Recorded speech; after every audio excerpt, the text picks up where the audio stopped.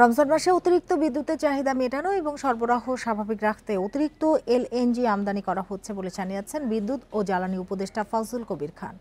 রোববার রাজধানীর circuit house জামে মসজিদের সামনে সাংবাদিকদের কথা বলেন তিনি। উপদেষ্টা বলেন, রমজানে ৩ কার্গোর পাশাপাশি অতিরিক্ত ১ কার্গো এলএনজি আমদানির উদ্যোগ নেওয়া হয়েছে। তাই এ মাসে কোনো লোডশেডিং হবে না বলে আশ্বস্ত করেছেন তিনি। বলেন, সেচ ও গরমের কারণে বিদ্যুতের চাহিদা গরমে ১৭ থেকে ১৮ হাজার মেগাওয়াট হয়ে যায়। এছাড়া শীতাতপ নিয়ন্ত্রণ এবং অতিরিক্ত আলোকসজ্জার জন্য ৫ থেকে ৬ হাজার মেগাওয়াট বিদ্যুৎ লাগে। এজন্য এসি তাপমাত্রা ২৫ ডিগ্রি রাখার অনুরোধ জানান উপদেষ্টা।